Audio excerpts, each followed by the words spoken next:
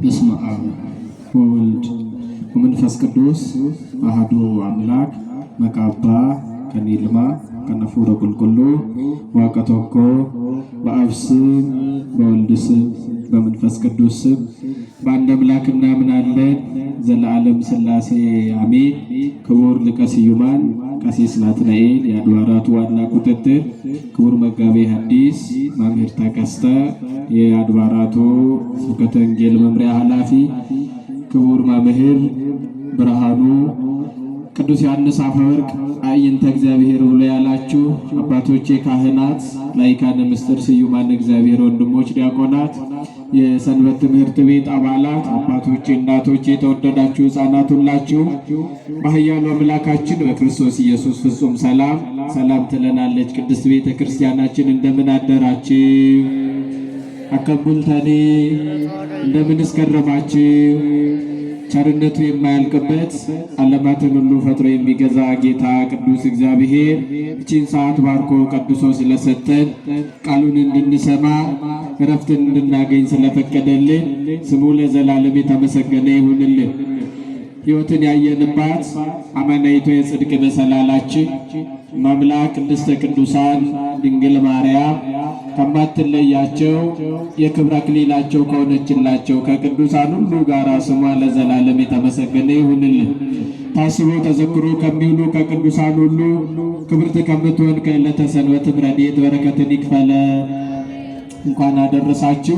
ዛሬ እንግዲህ እንደ ቤተ ክርስቲያናችን አስተምሮ የጌታችንን የጾመ ኢየሱስ ብለን የምንለውን አብይ ጾምን በአራተኛው ሳምንት ላይ እንገኛለን።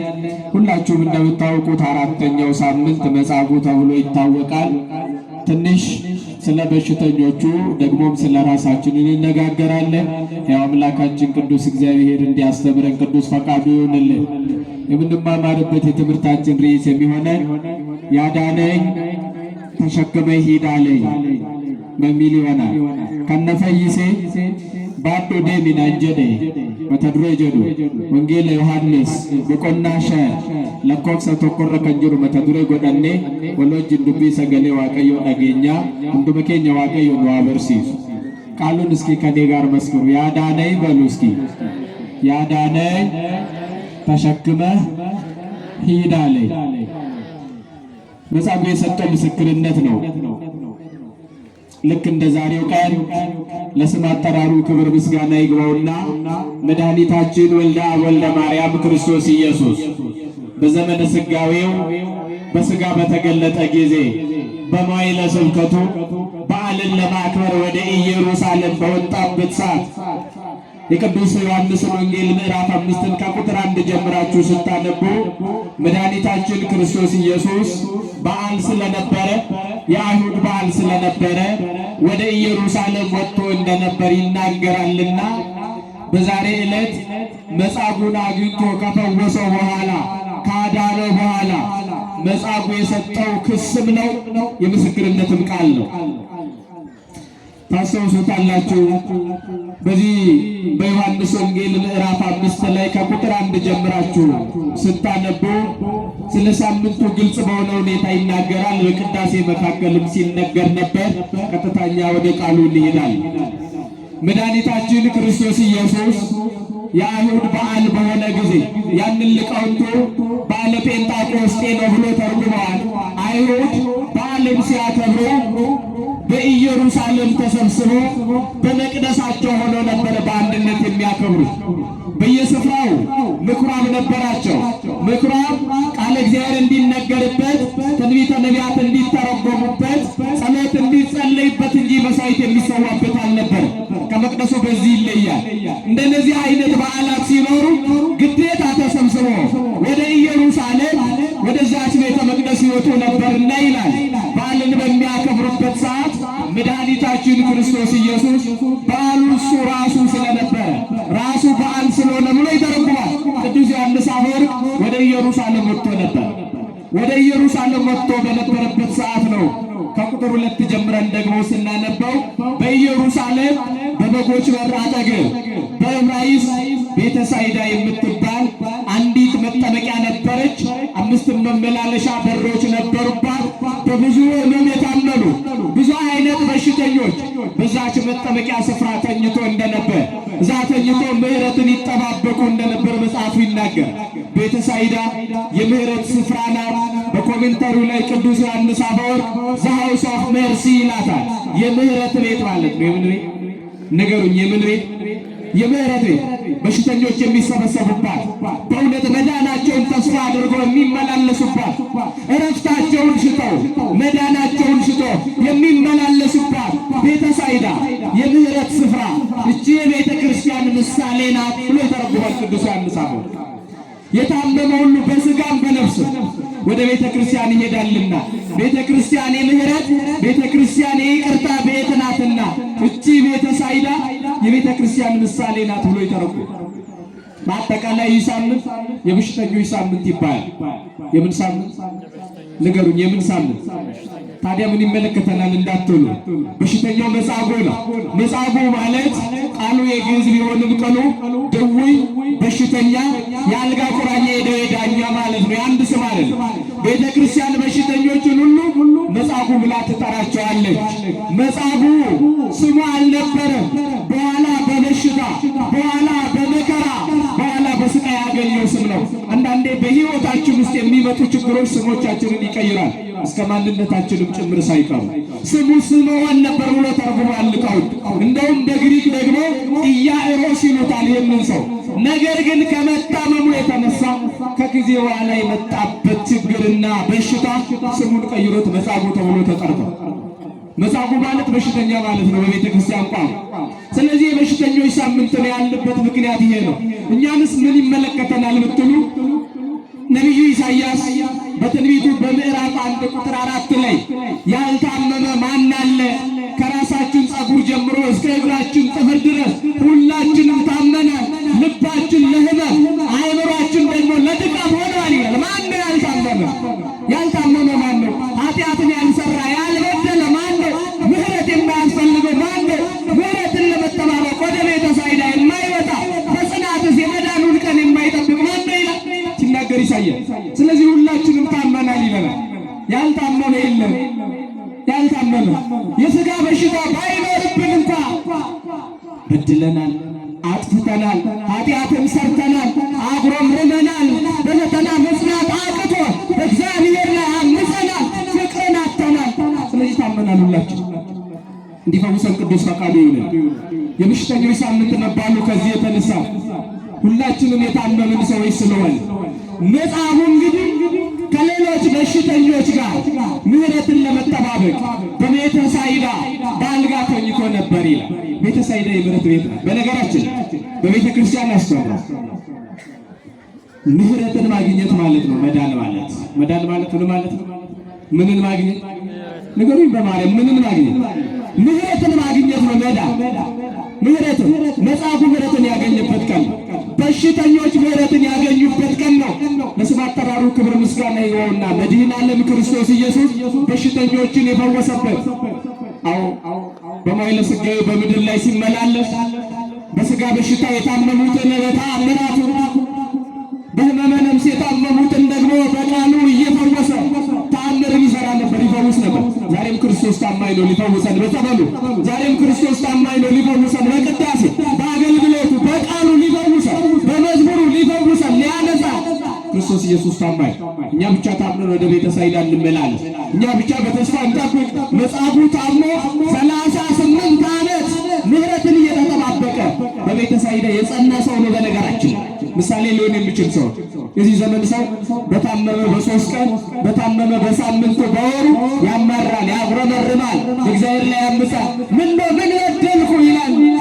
ተመጥኖ በበደል ልክ በሽታ እንደሚሰጥ ነገር አድርጎ ግን እንጽና። በቤተ መቅደስ በቤተ ሳይዳ እንጽና። የሳምንቱ ትምህርት የሳምንቱ መልእክት ነው ከመጻጉዕ የምንማር። እንግዲህ ዮሐንስ ወንጌል ምዕራፍ 5 ከቁጥር 5 ጀምራችሁ ስታነቡት ደግሞ በዛች በመጠመቂያ ስፍራ ለብዙ ዘመን የታመመ አንድ ሰው ነበረ ይላል። ለብዙ ዘመን የታመመ መጣ፣ መድኃኔ ዓለም ክርስቶስ ኢየሱስም አገኘው። ተስፋን ወደ መቁረጥ ደርሶ ነበረ። ሰውዬ ሰው የለኝም እያለ ያማርር ነበረ። መጣና ክርስቶስ ኢየሱስ ብዙ ዘመን እንዲሁ እንደታመመ አውቆ ይላል መጽሐፉን ስታነቡት መዳን ትወዳለህ ብሎ ጠይቋል። አዎ ጌታዬ መዳንም እፈልጋለሁ እሻለሁ፣ ነገር ግን ሰው የለኝም ብሏል። ሰባልቤ ሰው የለኝም አንስቶ ወደ መጠመቂያይቱ ስፍራ የሚጥለኝ ሰው አጣሁ። ዘመድ አጣሁ። የሚረዳኝ ሰው አጣሁ። ስለ እግዚአብሔር ብሎ የሚያስታምመኝ ሰው አጣሁ። ስለ እግዚአብሔር ብሎ ከበሽታ የማይርቅ ሰው አጣሁ። ስለ እግዚአብሔር ብሎ የተቸገሩትን የሚረዳ ሰው አጣሁ። ወደ ክርስቶስ ቅሬታውን አቀረበ። እሱ ግን ብሏል ሊቃውንቱ ሲተረጉሙ፣ በኋላ እንመጣበታለን። አይ ክርስቶስ ኢየሱስም የ30 ዘመን ጎልማሳ ስለነበረ አንስቶ ወደ መጠመቂያይቱ ስፍራ ይጥለኛል ብሎ ነበር እንደዛ መናገሩ። አላወቀም ጌታው እንደሆነ። በቃሉ ዓለማትን የፈጠረ በቃሉ አዞ ሁሉንም ነገር ማድረግ የሚችል አምላክ እንደሆነ አልገባው። 38 ዘመን ሙሉ መጻጉዕ በግራ ተኝቷል ቢባል ወደ ቀኝ ሳይሉ ጎኑን እንኳን ሳያሳር በቀኝ ተኝቷል ብሎ በግራ ጎን አንድም ቀን ሳይተኛ በዚህ ጽኑ መከራ ተይዞ በታመመበት ሰዓት ክርስቶስ ኢየሱስ መጣና 38 ዓመት ተሸክመሃለች፣ በል ዛሬ ደግሞ ተራህ ነውና አልጋህን ተሸክመህ ተነሳና ሂድ ተመላለስ ብሎታል። ስሙ ለዘላለም የተመሰገነ ይሁን። መጻጉዕን የፈወሰ ጌታ እኛንም ይፈውስ፣ ምሕረቱን ይላክል፣ ቸርነቱን ይላክል። መጻጉዕ እንደዚህ አይነት ሰው ነበረ። በእውነቱ በቤተ ሳይዳ የጸና ሰው ነው። በዚህ በማቴዎስ ወንጌል በምዕራፍ 11:28 ላይ ሸክማችሁ የበዛባችሁ ሁሉ ወደ እኔ ኑ እኔም ደግሞ ምን አደርጋችኋል? አሳርፋችኋለሁ። ስነምቦቀቺስ ባንኬት ሰንቀን ስንት ባየት ባተጣቲ ገረ ኮኮታ ጀራ ወንጌል ማቴዎስ በቆና ኮለተቆለ ኮንሰ ዲግደም ይሰደት ረቲ ስነምቦቀቺስ መጻጉዕን ቦቀቹና እኩለ ሳራፋዩና ቤተ ሳይዳ ከንን ረፋቱ ቤተ ሳይዳን ኩን አፋን ዕብራይስጥ ገረ ከነቴ ድፍቱ የምህረት ቤት ሃውስ ኦፍ መርሲ መነዲፋማ መናራራ መነፈይና መነጃለላይቹ ቤተ ሳይዳን ፈከኘ መነ ክርስቲያናት ዱኩብሰቶን ምን ዱኩብሰተኒ ገረ መነ ክርስቲያና እንዱፉ ሞጀባተኒ ቶዳበተ ቁምረረቲ አኩመ መጻጉዕ በረባዬ ቦደ ዲፈመ ሰርገተኒ ቶ እንዴ መጻጉዕን መነ ክርስቲያናት መነ ዲፈማ አንታቴ torbe dhukkubsattoota jedhama silayyuu torbeen kun nu keessaa kan hin dhukkubsanne hin jiru jedhama. Isaayyaas boqonnaa tokko lakkoofsa 4 irratti eenyu nu keessaa kan hin dhukkubsanne dhukkuba foonii dhukkuba lubbuu kan hin dhukkubsanne cubbuu kan hin hojjenne obboleetta isaatti kan hin qabamne yakka kan hin raawwanne waaqayyo kan hin gaddisiisne eenyu hundi keenya iyyuu dhukkubsattootadha. Rifeensa mataa keenyaatii kaasne hamma qeensa miila keenyatti balleessineerra yakkineerra lapheen keenya dadhabbiidhaaf sammuun keenya dhukkubbiidhaaf ta'eera. Namni dhukkuba hin qabne ifamni kan isaan barbaachisne mana kiristaanaa dhufee kan jawaachuun qabne eenyu nuti keenya dhukkubsattootadha jedhe inni hunduma keenya akka fayyisu jaalala waaqaa nuuf haa ta'u። አሚን ጀዳ ጃለላ ዋቃኑ ሀ የመጻጉዕ የተባለ ሰው ክርስቶስ ኢየሱስ ከመወለዱ በፊት 8 ዓመታትን ቀድሞ የታመመ ሰው ነበር። የሚገርማችሁ ነው። በደንብ ስሙ። 8 ዓመት ቀድሞ ክርስቶስ ከመወለዱ በፊት በሥጋ ከመገለጡ በፊት ከአምላክ ከቅድስት ድንግል ማርያም ከሥጋ ሥጋ ከነፍሷ ነፍስ ነስቶ እውነተኛ ሰው ፍጹም አምላክ ሆኖ ከመገለጡ 8 ዓመታትን ያስቀድሞ የታመመ ሰው ነበር የመጻጉዕ። ቤተሰቦቹ አስታመሙት እስከ 12 ዓመት ሊቃውንቱ እንደሚነግሩ አስታመሙት። ነገር ግን አቃታቸው፣ ሰለቹት። እንግዲያውስ ከዳነ ይዳን ከሞተም እንግዲህ ይሙት ነው። ወደ መጠመቂያይቱ ስፍራ ወስዶ ጥለውት ወደ ቤቶቻቸው ተመልሶ ነበረ። ዘመዶቹ እናት አባቶቹ ሳይቀሩ እየሰማችሁ ነው፣ እየሰማችሁ እናት አባቶቹ ሳይቀሩ። ለዚህ እኮ ነው ቅዱስ ዳዊት በመዝሙሩ 26:10 ላይ እናትና አባቴ ጣሉ፣ እግዚአብሔር ግን አስታወሰኝ በሉ እስኪ። እግዚአብሔር አስታወሰኝ አለ ቅዱስ ዳዊት። መጻጉዕ መድኃኔ ዓለም ክርስቶስ ኢየሱስ ነበር ያስታወሰው እንጂ ሰው ሁሉ ጥሎት ነበር፣ ተስፋ ቆርጦበት ጥሎት ነበር። ታላቁ የቤተ ክርስቲያናችን ቅዱስ ዮሐንስ አፈወርቅ ሲናገር the patience of the paralytic is amazing ይላል። በሽታው ሲናገር የሚያስደንቅ ነበር የበሽታው ጽናቱ። መጻጉዕ በአንዲት አልጋ 38 ዘመን መተኛት ምን የሚሉት ነው? ምን የሚሉት ነው? ምን አይነት በሽታ ቢሆን ነው? ምን አይነት መከራ ቢሆን ነው? በእውነት መጻጉዕ 38 ዓመት ተኝቷል በጸበል ስፍራ። ሁሉም ተስፋ ቆርጦበታል፣ ጥለው ሄደዋል። ለካ በእኛ ላይ ሰው ተስፋ ሲቆርጥ በእኛ ተስፋ የማይቆርጥ አምላክ አለ። ለካ እናት አባት፣ ለካ ዘመን ሲጥለን የማይጥለን እግዚአብሔር አለ። ደጋፊ የለንም፣ ሰው የለኝም፣ የሚረዳኝ ዘመን የለኝም ብለን ስናስብ ለካ እውነተኛው ሰው ሆኖ የመጣ ደጋፊያችን፣ እውነተኛው ሰው ሆኖ የመጣ በእውነት መድኃኔ ዓለም ክርስቶስ አለና ወደ መጻጉዕ ሄደው ፈውሶታል። ስሙ ለዘላለም የተመሰገነ ይሁን። እኛንም በምሕረቱ ያስብ፣ በቸርነቱ ያስብ። አታማር በተለይ በአዲስ ኪዳን ሰው የለኝም ማለት አይቻልም። መጻጉዕ በብሉይ ኪዳን ስለነበረ ነው ክርስቶስን እንኳን እያየ ሰው የለኝም ያለው። ምክንያቱም ብሏል ቅዱስ ዮሐንስ አፈወርቅ የሰማው ታሪክ የለም መጻጉዕ ክርስቶስ መወለዱ ራሱ አልሰማም። ያን ቀን ነው ክርስቶስ የተባለውን ሰው እንኳን ስሙን የሰማው። ክርስቶስ መምጣቱን እንኳን አልሰማም። ቀድሞ ታሞ በጸበል ስፍራ የተጣለ ሰው ነው። ቃለ ወንጌልን አልሰማም። መወለዱን አልሰማም። መወለዱን የምስራች አላለ። ከሐዋርያት አልሰማም፣ አልተሰበከም። በመከራ የኖረ ሰው መወለዱን ራሱ አልሰማም። ልክ ክርስቶስ ሲመጣ ሰው መስሎት ሰው የለኝም። እናንተ ግን የመወለዱን የምስራች ሰምታችኋል፣ ወንጌሉን ሰምታችኋል፣ ተሰብካችኋል፣ ንስሐን ሰምታችኋል፣ ተመልሳችሁ መኖርን ከወንጌል ሰምታችኋል። ሰው የለኝም ማለት አይቻልም። ሰው የሆነው ክርስቶስ ለእኛ መድኃኒታችን ነውና። ማን የሆነው ክርስቶስ? ማን የሆነው መጣ? ሰው ሆኖ መጣ። ቅዱስ አትናቴዎስ ስለዚህ ነው በሃይማኖተ አበው ላይ ሰው ያደርገን ዘንድ ሰው ሆነ፣ ሰው ያደርገን ዘንድ ሰው ሆነ። አረጋዊ መንፈሳዊውን በመጽሐፉ በድርሳኑ ላይ በአምሳያው ይወልደን ዘንድ በአምሳያችን ሆኖ ተገለጠ መጣ ብሏልና ሰው የለኝም ማለት አይቻልም። ዛሬ የሚረዳን ማን ነው? ክርስቶስ ነው ብሎ የሚረዳን ማን? እውነተኛው ዘመዳችን ማን? እውነተኛው እናት አባታችን ማን? እስከ ዘላለሙ ድረስ ዘመድ እንዲሆነን ቅዱስ ፈቃዱ ይሁንልን። የሚገርማችሁ ነገር መጻጉዕ ሌሎች ድኖ ሲሄዱ እያየ ነገር ግን በጽናት ጸንተዋል። ወንጌሉ ላይ እንደምታነቡ ሙሉና ለማንሳት ጊዜ ስላሌለኝ እንጂ ልክ መልአክ እግዚአብሔር ከሰማይ ወርዶ ውሃው ሲናወጥ በሳምንት አንድ ሰው ብቻ ይድን ነበር ይላል። ስንት ሰው? ስንት ሰው? እሱም ምን ያለ ቀድሞ ወደ ውሃው የገባ ቀድሞ ወደ መጠየቂያ ስፍራ የገባ ወደ ውሃው ቀድሞ የገባ ብቻ ነበር የሚድነው። ያ ማለት መጻጉዕ 38 ዘመን እስከ ቆየበት ድረስ ይላል ቅዱስ ዮሐንስ አፈወርቅ 1976 የሚሆኑ ነፍሳት እሱ እያገድነው ሄደዋል። ሰምታችሁኛል? 1976 የሚሆኑ ሰዎች ድኖ ሄደዋል። እሱ እዛ ተኝቶ አንድ ቀን እንኳን ሰው ተስፋ አይቆርጥም። እንግዲህ ዛሬ ባልን ነገ ባልን ቀጣይ ሳምንት ቀጣይ ዘመን እያለ ዘመናትን አስቆጠረ። ለካ ስንጸና ለካ ትዕግስት ሲኖረን ስንታገስ የትዕግስት ባለቤት መድኃኒዓለም ሁሌም ከኛ ጋር ነውና ትዕግስቱን አይቶ ደረሰለት። ደግሞ እኮ ተጠምቆ አይደለም፣ በውሃ ውስጥ ሆኖ አይደለም፣ ራሱ የጸበሉ ጌታ ራሱ ኃያሉ አምላክ መጣ። ቅዱስ ዮሐንስ አፈወርቅና በዲስኖ ስቲሪንግ ዘውተ ወተር ዊዝ አሁን አለ ቅዱስ ዮሐንስ አፈወርቅ የውሃ መናወጥም ቀረ፣ መልአኩን መጠበቅም ቀረ። የመልአኩ ጌታ የጸበሉ ጌታ ራሱ መድኃኔዓለም ክርስቶስ ኢየሱስ በእጆቹ ይዞ በል ተነስተህ ተመላለስ አለ፣ ፈወሰው ይላል። ስሙ ለዘላለም የተመሰገነ ይሁን። መጻጉዕ ተፈውሶ ተነስቶ ይላል። ዳሩ ግን ጥሩ ነገር አላደረገም። መጻጉዕ ጥሩ ነገር አላደረገም። በኋላ መድኃኔዓለም ክርስቶስ ሲሰቀል በጥፊ የሚመታ ሰው ነው። ነግሮት ነበረ፣ ከዚህ የባሰ እንዳያገኝህ ዳግመኛ አትበድል ብሎት ነበረ።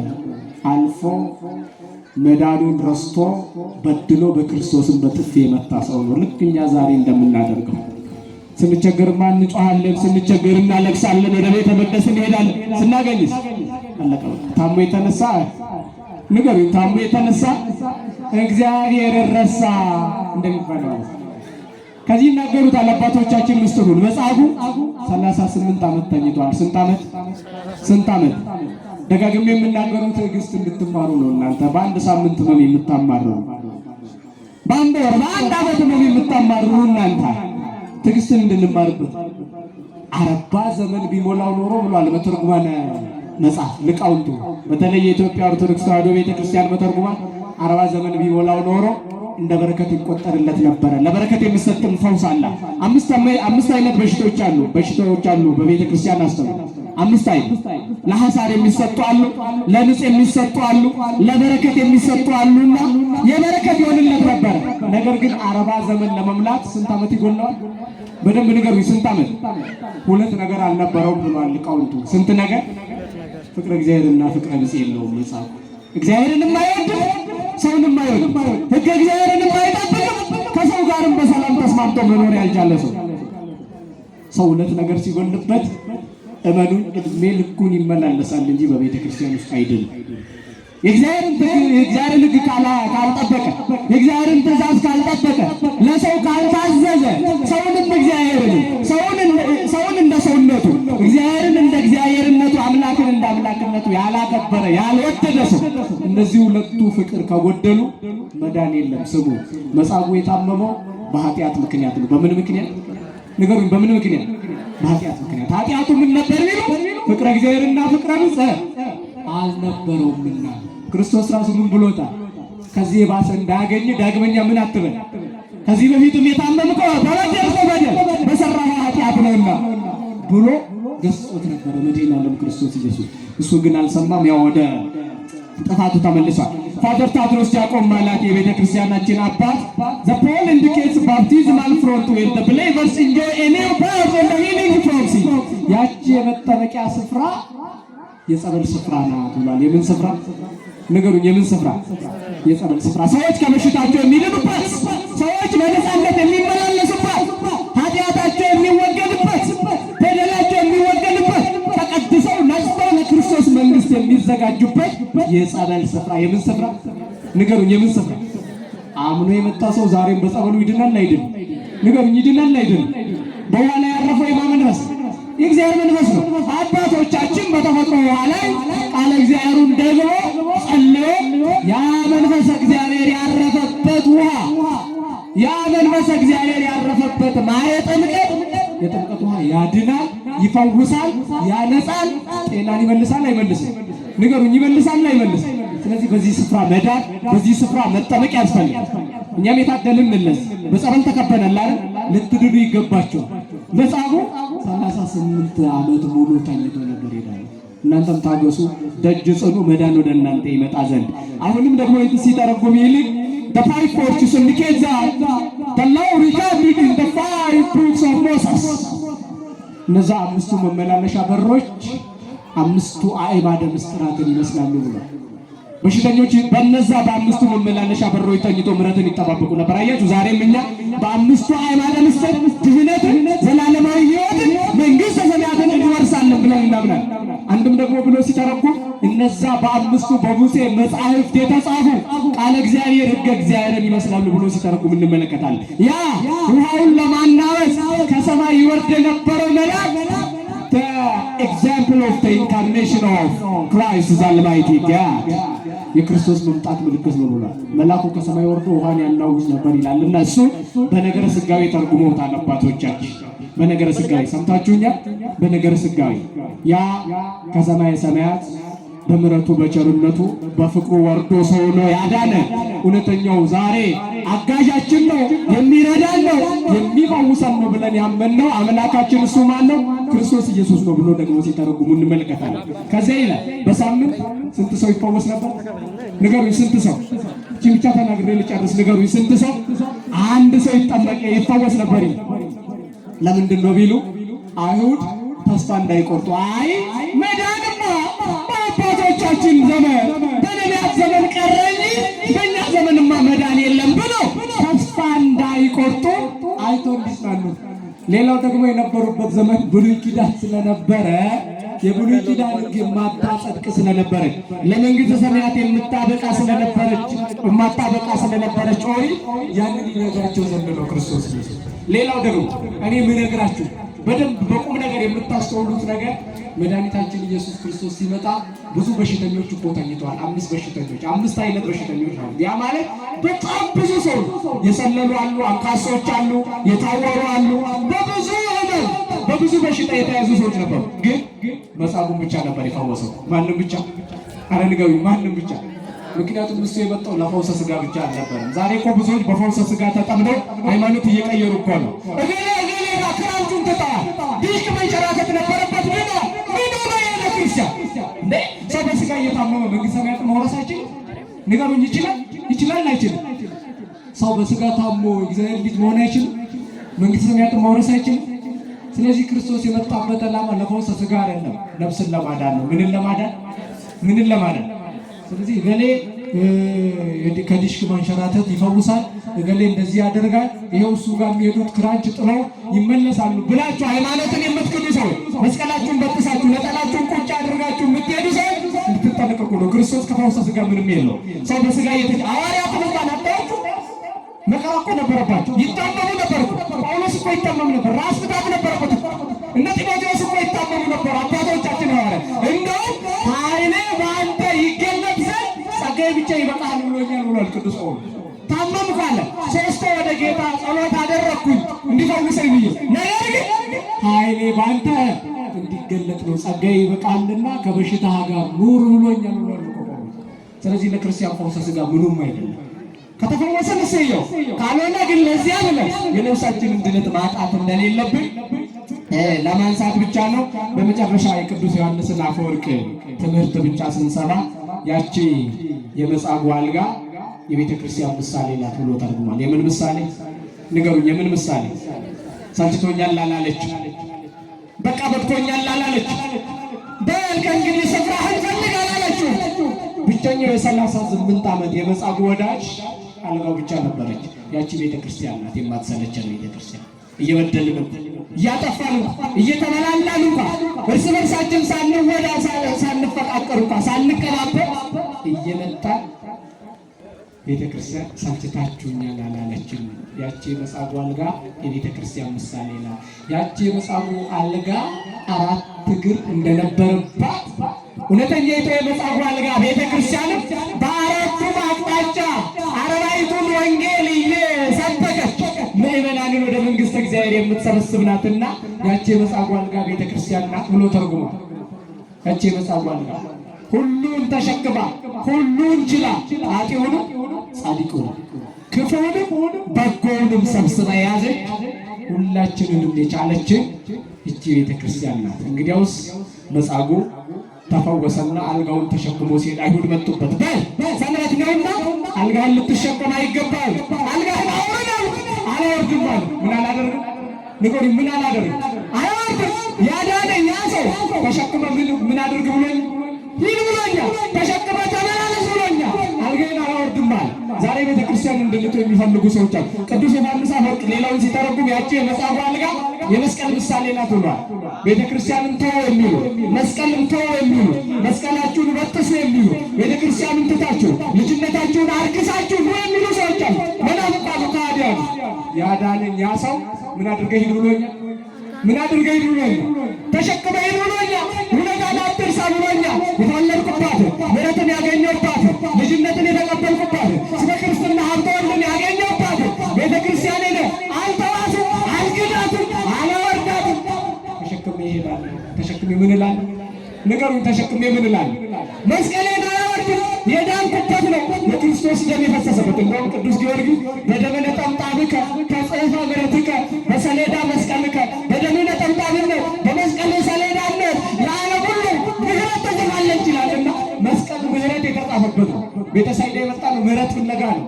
መስቀል ያድናል፣ መስቀል ይፈውሳል። በክርስቶስ ደም የተቀደሰ ስለሆነ መስቀላችሁን አትበጥሱ ክርስቲያኖች፣ ሃይማኖታችሁን አትለውጡ። ያዳነን ያ ሰው ተሸክማችሁ ምን አድርጉ ብሎናል? ንገሩኝ። ምን አድርጉ ብሎናል?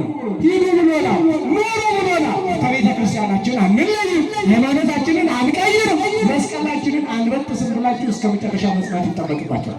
አስታወሳችሁ? ሰማዕተ ጽድቅ አባ ጴጥሮስን አስታወሳችሁ? የሀገራችንን ሊቀ ጳጳስ ሰማዕቱ ፋሽስቶቹ ጣሊያኖቹ በመስቀልህን አሉት። መስቀልን አሉት። ካንተ ጋር የነበሩ ሊቃነ ጳጳሳት ሁሉ ክዷል፣ ወደኛ መጥተዋል፣ ብቻህን አሉት። አይ አለ፣ ከእግዚአብሔር የተቀበልኩት አደራ አለ። ያንን አደራ የሚመልሰው በሰማይ ሀገር ነው አለ። በየት ሀገር ንገሩኝ? በየት ሀገር? ከክርስቶስ ጋር እስክደርስ ድረስ በመንግሥተ ሰማያት እስክንገናኝ ድረስ መስቀሌን አላወርድም፣ ሀገሬን አልክድም፣ ከሃይማኖቴ አልለይም ብሎ እስከ መጨረሻ ጸንቶ በእውነት ምሳሌያችን ሆኗል። በረከቱ ይደርብን። አሚን በሉ። በረከቱ ይደርብን። ፖሊካርፕስን አስቡ። በቴዎሎጂ ትምህርታችን ላይ የምናገኘው በፓትሮሎጂ ፖሊካርፕስ የ86 ዓመት ሰው ነው። በጣም ሽማግሌ ነው። ያ ክፉ ንጉሥ እሳትን በፊቱ አነደደና በልግባበታል፣ ወይ ክርስቶስን ካድ ወይ ወደ እሳቱ ግባ። ምን ብሎ እንዳለ ታስታውሳላችሁ? 86 ዓመት ሙሉ ኃጢአቴን ታግሶ ያኖረኝን ጌታ ለአንድ ቀን እሳት አይቼ አልክደውም። በዚህ እሳት ቢገባ በሥጋ እቃጠላለሁ፣ ከመንግሥተ ሰማያት ከመቃጠል በነፍስ ከመሞት እድናለሁ እያለ ክርስቶስን መስክሮ ፊት ለፊት እያዩ ወደ እሳት የገባ ሰው ነው። ጌታ ታድጎት ሰማዕተ ጽድቅ ሆኖ ስሙ በመንግሥተ ሰማያት ተጽፎለታል። መስማት ያስፈልገናል። እንደ መጻጉዕ ምሕረትን መጠባበቅ ያስፈልገናል። ቅዱስ ዳዊት ምን አለ? ቆይቼ እግዚአብሔርን ደጅ ጠናው እሱም ምን አለልኝ ብሎ እንዳለ መጽናት ደጅ መጥናት ያስፈልጋል። ከእግዚአብሔር ጋር መኖር ያስፈልጋል። ተስፋ መቁረጥ አያስፈልግም። ከቤተ ክርስቲያን መለየት አያስፈልግም። ብዙ መናገር ይቻል ነበረ፣ ነገር ግን ሰዓታችን በጣም ስለሄደ እዚሁ ላይ ቃል መስዋዕት ለእግዚአብሔር